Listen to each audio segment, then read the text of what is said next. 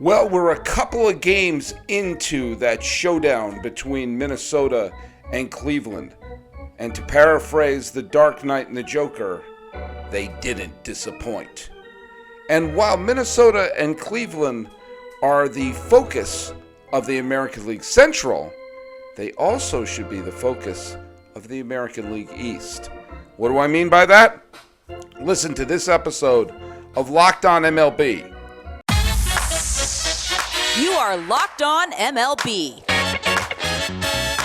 your daily MLB podcast, part of the Locked On Podcast Network, your team every day.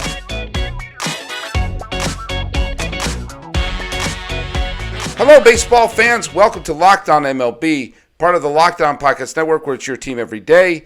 This is the daily podcast. We talk about all of Major League Baseball. I'm your host, Paul Francis Sullivan. Please call me Sully. This episode is being dropped relatively late on Friday, the 24th day of June, 2022. I'll address that in a minute. Thanks so much for making us your first listen, as we're available on all your free podcasting catchers. And you can follow us on Twitter at LockedOnMLBPod. Same handle for Instagram. I'm your pal Sully. I'm at Sully Baseball on Twitter, Sully Baseball Podcast on Instagram. As you can tell, it's a late drop of this podcast. If you're watching on YouTube, you're seeing the video is just the logo.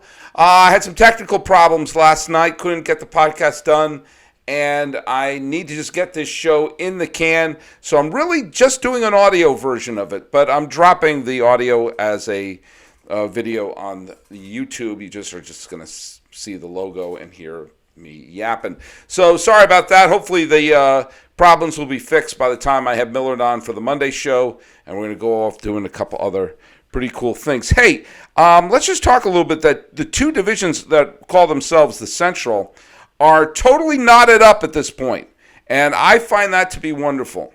Absolutely wonderful that you have you have 72 games in the season in the NL Central. So 90 games left, and Milwaukee and St. Louis, as of this recording, are tied. And they played each other in a series that just ended the other day with the Brewers winning 6-4. Jason Alexander, not the guy who played George, got the win. Dakota Hudson got the loss there. And it was a thrilling series. And those two teams are going to essentially play 90 games for the division. The Pirates, who are in third place, are not a very good team, and they may have some bad news about Hayes, who got hurt in a walk-off game. Very strange. And obviously, neither the Cubs nor the Reds are trying. So, we got 90 games, and you have the two teams that participate in the 82 World Series, and two teams that participated in the 2011 NLCS. That's weird when you stop and think about it. But yeah, a nice little clash there. And with the fact that the Giants and the Padres both look very good and the Braves look very good, there's a possibility one of the teams could be a wild card team from the Central. But it's a really good bet, and I'm not going into a BetOnline read that the division winner is the best key to win a playoff spot, even with all the wild card teams. So we're going to see what happens there. The weekend series is going to take place, and actually I just had the site up there for a second. But you got 90 games.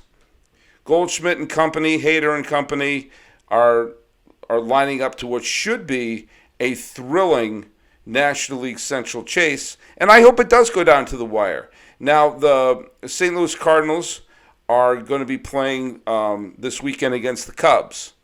Now, the Cubs stink, of course, but sometimes teams don't like to be told that they stink. Remember how the Braves were on a 14-game winning streak, the Cubs were on a 10-game losing streak, and suddenly the Cubs wound up beating the Braves in that series. Things like that happen. But who the heck are the Blues are playing the Blue Jays, which is a challenging series. Manoah is one of the best pitchers in baseball right now, going for Toronto. We could talk about the AL East in the second segment of the show. But good baseball was being played. We're going to see what's happening there. Now, we had a big thing talking about the showdown that was going on between the Guardians and the Twins. And man, oh man, those first 3 games between Minnesota and Cleveland did not disappoint. If this is what this wild stretch is going to be like between these two teams, we are going to be in for some fun. The first game that took place on, what was it, Wednesday, was a wild back and forth extra inning affair. There was one too many ghost runner bases, and I will go to my grave hating the ghost runner.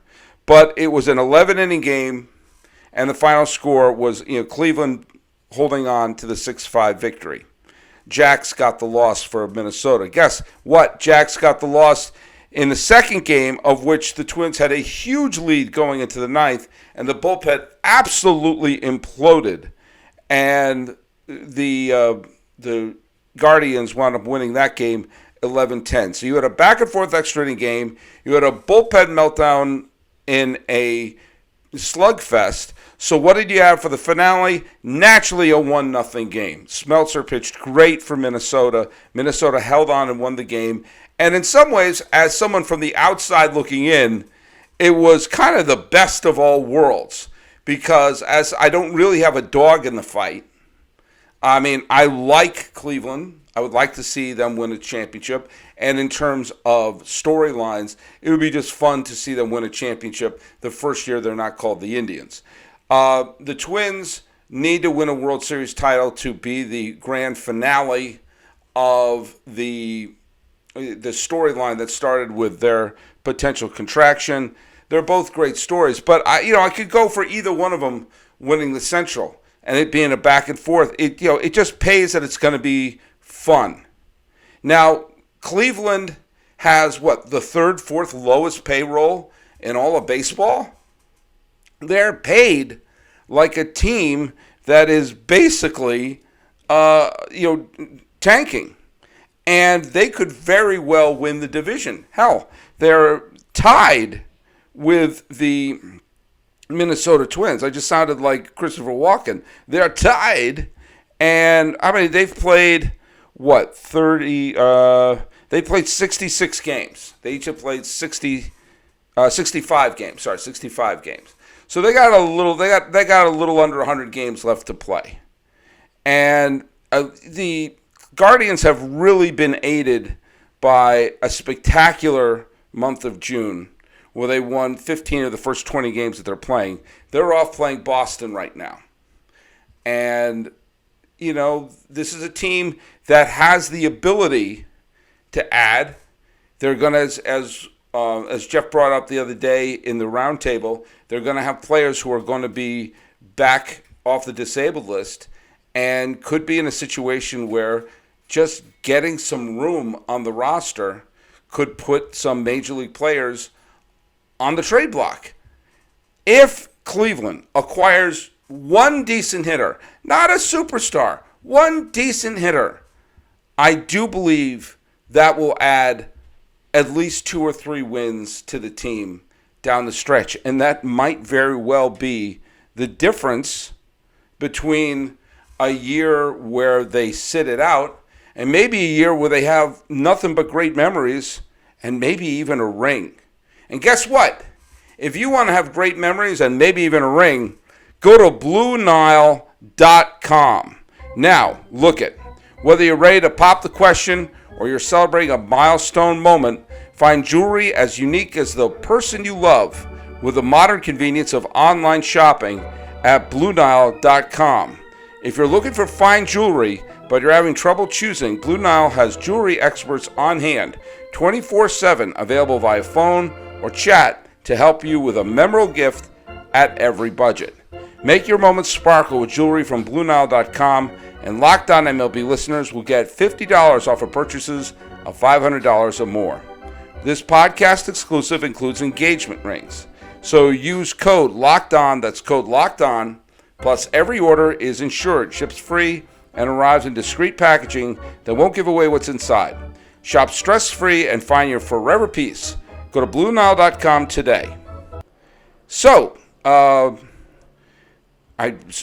not going to lie to you. I'm so used to reading about the NBA draft night, I'm not used to the fact that copy is over. I just pulled back the curtain a little bit. Hey, I'm recording this late in the afternoon on Friday. Pretty soon, Boston is going to be playing Cleveland in a matchup that on the surface is like, oh, well, that's interesting. Two teams. But is it really significant? I say yes. This series, head-to-head, between Boston and Cleveland, has huge ramifications. And in fact, it should be one of those series, kind of like how we were looking at that series between Milwaukee and St. Louis, kind of like how we're looking at that series between Cleveland and Minnesota. We should be looking at the Boston-Cleveland series the same way. Let me explain to you why. I was a guest on, in fact, this episode I did a guest appearances on is dropping on Sunday. Ed Caspides, the host of Baseball PhD, has me. I do about 5 or 6 appearances on the podcast every year. Have done so for the last few years. Have a lot of fun. Ed's a really cool guy. I don't think he's ever been on this show. One of these days I have to change that. Sorry, Ed. I gotta get you on this show. I had to stop and think about that for a moment. Anyway, we did a whole talk about the Tampa Bay Rays and how that it's there have been a disappointment. They were a 100-win team last year, won the division the last few years. As of this recording, the Tampa Bay Rays would not be a playoff team. They would be on the outside looking in. And the reason is that the Yankees obviously have the best record in baseball. The Astros would win their division. Toronto and Boston have better records, as does, as of this recording, either Minnesota or Cleveland. One wins the division, and the other would be a wild card team. And Tampa Bay would be on the outside looking in. And that's a great, great disappointment for a team that, as I said, won each of the last 2 divisions, won the pennant in 2020, the COVID season, and had images of a World Series appearance dancing in their heads going into October until they lost those 2 heartbreaking games, at least heartbreaking for Rays fans, at Fenway Park in the division series. But I made the point that the Rays shouldn't think about the division, and they're lumped in close enough with Boston, Toronto, and Minnesota and Cleveland that they could be still a playoff team, and with their pitching, it won't take much to have them leapfrog 1 or 2 of those teams and get to the playoffs. Here's something that fans of Toronto, Boston, and the Tampa Bay Rays have to do right now. They have to let go of one concept. They have to let go of the idea of winning the American League East. It is not going to happen. The New York Yankees are going to win the American League East. I didn't see this year coming, and don't lie, neither did you. Even some of the big, huge Yankee fans did not see this coming. But the fact of the matter is, the Yankees are playing on a different level right now. They have 92 games left to play. If they play 500 ball, that's 46 and 46 the rest of the way, their record would be, they would be a 98-win team. And 98 wins that division. That's just them playing 500. Keep in mind, they haven't lost 20 games yet. They're playing well above 500. It would only take a tiny fraction above 500 the rest of the way for them to be a 100-win team. Okay? The Yankees are winning the division. So stop trying to fight that. In fact, don't even worry about them. If they win 100, 110, 120 games, doesn't matter. They won the division. I don't think anyone saw this coming. I know a lot of people picked them to be a playoff team. I didn't. I also didn't pick Boston to be one. I didn't trust the Yankees pitching staff. I didn't pick, easy for you to say, didn't trust the Red Sox pitching staff. With that being said, the Yankees have turned it around. Their question marks are exclamation points. The balls are falling in ways that they weren't last year. They're getting the big hits when they weren't getting them last year. They're completing the sweeps when they didn't complete them last year. And when they're down to the Houston Astros in the 9th inning, this year they hit the 3-run homer to tie it and hit the walk-off homer to win it. It's one of those years where everything's fallen right. And they're going to win the division. And as soon as the fans of the Rays, Red Sox, and Blue Jays come to grips with that, the more clear this season will come about. They have to focus on Cleveland and Minnesota. All Toronto, Boston, and Tampa Bay has to do is play better than Cleveland and Minnesota the rest of the way. Be better than those teams, and you've punched your ticket for the postseason. There is no other team in the West. None.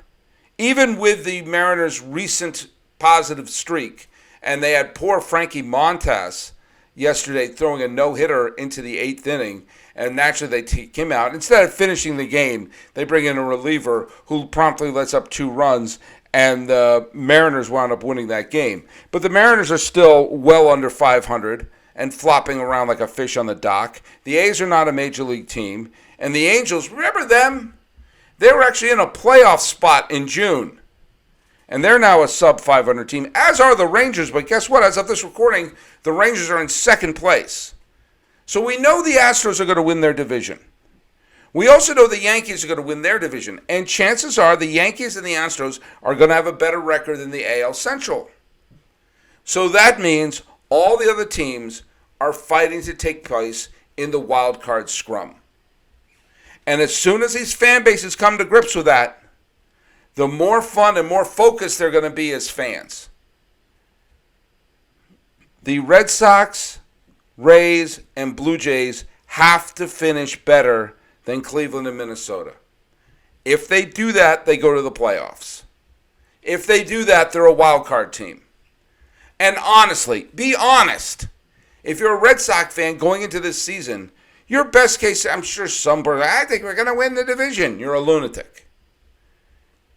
Being a wild card team would have been what we all would have signed up for at the beginning of the year. Chances are the same with Tampa Bay. Yes, Toronto had images and aspirations of winning the division, but after falling short last year, get in. Get in. Just be a playoff team. Hope to take 2 out of 3 in that first series and take your chances. But don't worry. If the Yankees were to play the Guardians or the Twins, I'm not saying root for the Yankees, because if you're a Yankee hater, that's kind of hard to do. But the fact of the matter is, hope for them to win. In fact, if the Yankees wound up playing Tampa Bay or Toronto, if you're a Red Sox fan, or if you're not a Red Sox, if you're a Tampa Bay fan, if the Yankees are playing Toronto or the Red Sox, part of you has to root for the Yankees there. That's a chance to open up that opportunity. And again, this is where you thought you'd be. And whether you finished 30 games behind the Yankees or 2 games behind the Yankees, in the end, it won't matter. And the most important thing is to punch your ticket in. So the Red Sox are playing Cleveland. That's a huge matchup. That's a chance for the Red Sox to push the Guardians a little further away. Or if you're a Guardian fan, to stake your claim in first place, but maybe, just maybe, finish ahead of one of those Eastern teams and give yourself a cushion and a second shot at one of the wild card spots. I know it doesn't sound healthy to say you want the Yankees to ever win a game, but in this instance, that's probably the healthy thing to do. It sounds strange, but that might be the case. And hey, when you talk about healthy stuff, our next partner has a product I use all the time. I started taking AG1 because I wanted to take care of my health as someone in my 50s now. And Athletic Greens, that's the way to go. It's lifestyle friendly. Whether you eat keto, paleo, vegan, dairy, or gluten-free, it contains less than 1 gram of sugar, no GMOs, no nasty chemicals or artificial anything. And it's tasting good. Now, guess what? Athletic Greens was created when the founder experienced a ton of gut health issues and ended up on a complicated supplement routine to recover. It cost him nearly $100 a day. He created Athletic Greens after experiencing how difficult it was to create an optimal nutrition routine for your own. It costs less than $3 a day. You're investing in your health, and it's cheaper than going and getting a cold brew. Athletic Greens has over 7,000 5-star reviews recommended by professional athletes and trusted by healthcare experts, Athletic Greens is the place to go to invest in your health. Right now, it's time to reclaim your health and arm your immune system with convenient daily nutrition. It's just one scoop in a cup of water every day. That's it. No need for a million different pills and supplements to look out for your health. To make it easy, Athletic Greens is going to give you a free 1-year supply of immune-supporting vitamin D and 5 free travel packs for your first purchase. All you have to do is visit athleticgreens.com/MLB Network. Again, that's athleticgreens.com/MLB Network to start taking ownership over your health and pick up the ultimate daily nutritional insurance. All right, folks, we got ourselves a full weekend of games coming up. Let's bounce around and see what's happening. The Mets and the Marlins are going to be playing in what should be a big-time pitcher's duel. Alcantara is pitching for the Marlins. The Astros and the Yankees are lining up again. It was a walk-off thriller for the Yankees last night. Everyone saw those clips. That may be an ALCS preview. If that's the case, invest in Yankee tickets for the World Series. The Red Sox and the Guardians are be going. Pavetta's going up against Quantrill. Hey, those Rays are going up against the Pirates. We're going to see how that falls in. A potential NLCS matchup, at least it has been the last couple of years, with the Dodgers and the Braves. Ian Anderson versus Julio Urias. The Rangers are in second place and are maybe thinking about, climbing above 500. They're only 2 games under. They're playing the Washington Nationals, who are a bit of a mess. Hey, the A's used to play in Kansas City. The Royals currently play in Kansas City. They're playing each other. Zach Greinke, who's really not having a great year in his comeback year with the Royals, he's going up against Cole Irvin, who is pitching quite well and may be pitching for another team. The Twins and Rockies, Bundy versus Marquez, that game is in Minnesota. The White Sox and Orioles. White Sox better dust themselves off if they want to make this a relevant season. It's looking further and further away from that. I mentioned the Brewers and the Blue Jays, all teams with images of going into the postseason, dancing in the proverbial cranium. We'll see what happens there. The Cardinals and the Cubs, the rivalry is not as spark-filled as it used to be. I'm sure the Cubs would love to spoil the Cardinals' party. The Mariners and the Angels in a matchup between two of the most disappointing teams in baseball this year. The Tigers and the Diamondbacks will play in front of friends and family. The Phillies and the Padres. The Padres are currently a playoff team. The Phillies would like to punch their card and make their entry known. They haven't been in the postseason since 2011. And then you have the Reds and the Giants. And the Giants better hope they can start winning a bunch of those series. So, full night of baseball, full weekend of baseball. If you're a fan of the AL East teams, look at the AL Central. That could be your ticket to ride. This has been Locked On MLB for the 24th day of June, 2022. I'll promise to get those problems with the technical issues sorted. I'm your host, Paul Francis Sullivan. Please call me Sully.